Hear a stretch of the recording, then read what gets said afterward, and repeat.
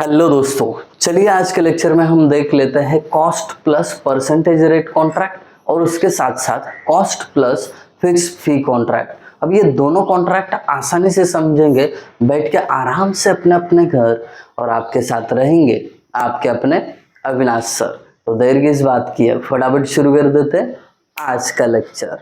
तो चलिए दोस्तों, शुरुआत हम कर लेते हैं cost plus percentage rate contract से। बेहद ही इंपॉर्टेंट है कॉन्ट्रैक्ट का टाइप।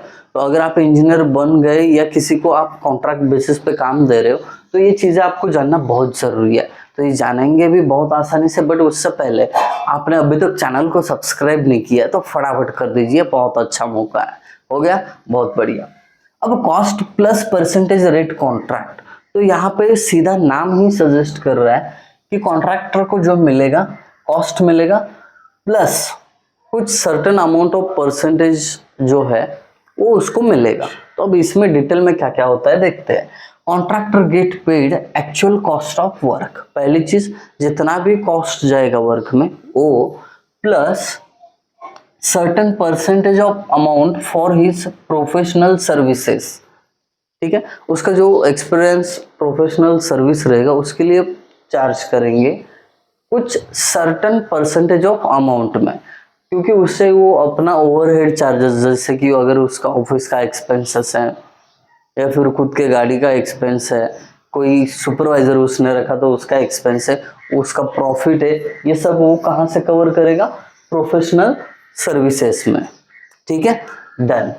उसके बाद the modes of working out actual cost of work, जो एक्चुअल कॉस्ट ऑफ वर्क है वो कैलकुलेट करने का जो मोड है मेंशन क्लियरली इन एग्रीमेंट। जब आप एग्रीमेंट बना रहे हो तो वहां पे क्लियरली मेंशन करो कि एक्चुअल कॉस्ट ऑफ वर्क इस तरीके से निकाला जाएगा। अदरवाइज बाद में क्या होता है, डिस्प्यूट हो जाता है, कॉन्ट्रैक्टर और ओनर के बीच में डिस्प्यूट हो जाता है, क्योंकि कभी कभी रेट फ्लक्चुएट होते हैं, बहुत सारी चीजें होती है। तो आप वहां पे clearly mode of working out actual cost clearly mention करो कि ऐसे ऐसे एक्चुअल कॉस्ट कैलकुलेट किया जाएगा। Done. No percentage is paid on the, यहाँ पे बात की जा रही है कि आपको परसेंटेज रेट मिलेगा, बट इसमें ये नहीं कवर होगा कौन सा, पहला salaries of contractor staff. Contractor ने मानो कोई सुपरवाइजर रख लिया वहां पे, तो उसका जो सैलरी है उस पे परसेंटेज नहीं मिलेगा, समझ रहे हो। उसका जो प्रॉफिट करके हम सर्टेन अमाउंट ऑफ परसेंटेज दे रहे हैं ना, वो इस कॉन्ट्रैक्टर के किसी भी स्टाफ के सैलरी के ऊपर नहीं मिलेगा। दूसरी चीज, टीए बिल्स मतलब ट्रैवलिंग अलाउंसेस बिल्स, इस पे भी क्या नहीं मिलेगा, उसको सर्टेन परसेंटेज अमाउंट नहीं मिलेगा। तो तीसरी चीज, कॉन्ट्रैक्टर के जनरल ऑफिस का खर्चा अगर कुछ हुआ है तो उस पे भी उसको एक्स्ट्रा का percentage amount as a profit या प्रोफेशनल सर्विस नहीं मिलेगा, ये बात याद रखना। अब उसके बाद the contractor has to keep all the records for cost of materials and labours. तो यहाँ पे इनका कहना है कि जिसपे इसको पे किया जाएगा वो क्या है, कितना मटेरियल गया उसका कॉस्ट और कितना लेबर यूटिलाइज हुआ उसका कॉस्ट। तो इसका पूरा डिटेल में जानकारी रिकॉर्ड रखना चाहिए कॉन्ट्रैक्टर को। अब ये रिकॉर्ड रखेगा तब engineer incharge check the records and recommends for the payment. वो इंजीनियर इंचार्ज जो होगा डिपार्टमेंट का वो जाएगा चेक करेगा, अच्छा इतना लेबर यूज किया, इतना मटेरियल गया। वो इंजीनियर होने के नाते उसको पता चलेगा कि इसमें कोई घपला तो नहीं है, देख के पता चलेगा उसको, या साइट पे जाके पता करेगा वो। तो अगर उसको एग्रीमेंट मतलब एग्री हो गया उस चीज पे तो क्या करेगा, रिकमेंड करेगा for the payment. So that's it about the cost plus percentage rate contract. एकदम इजी आसान तरीके से हम समझ गए। तो इसके एडवांटेजेस है कुछ देख लेते हैं। The contractor is assured of his profit, contractor को उसके प्रॉफिट का एश्योरेंस है, चाहे कुछ भी हो जाए, जैसे कि वॉट एवर में भी fluctuations of rate of labour and material, चाहे वहां पे रेट फ्लक्चुएशन हो जाए मटेरियल का या लेबर का। कभी कभी हो सकता है लेबर आज 400 में काम कर रहा है, अगले हफ्ते में जाके उनके रेट बढ़ गए, 600 में काम करने लगा, तो उसका कोई इफेक्ट नहीं होगा किसके, कॉन्ट्रैक्टर के प्रॉफिट पे। तो उसको एश्योरेंस है कि उसको प्रॉफिट मिलना ही है।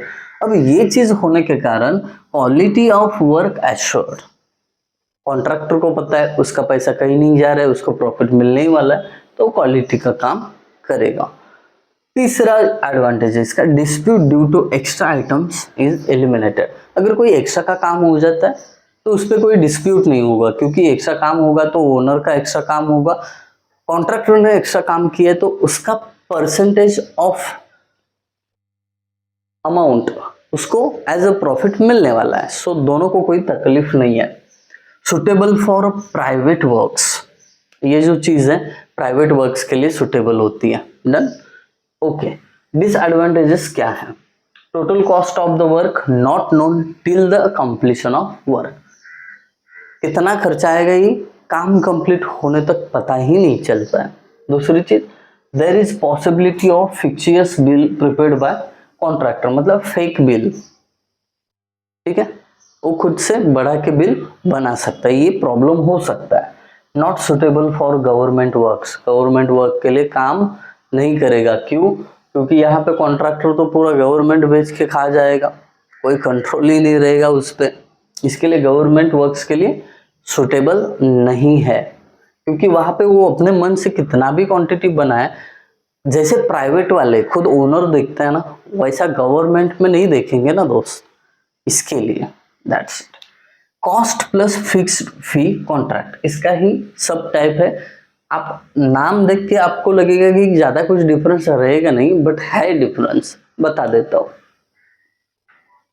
हाँ, यहां से शुरू होता है, contractor get paid cost of actual work, okay, यहाँ पे भी मिल रहा था वो cost of actual work done, plus agreed lump sum amount. यहाँ पे डिफरेंस क्या है, ये है, ये देखो,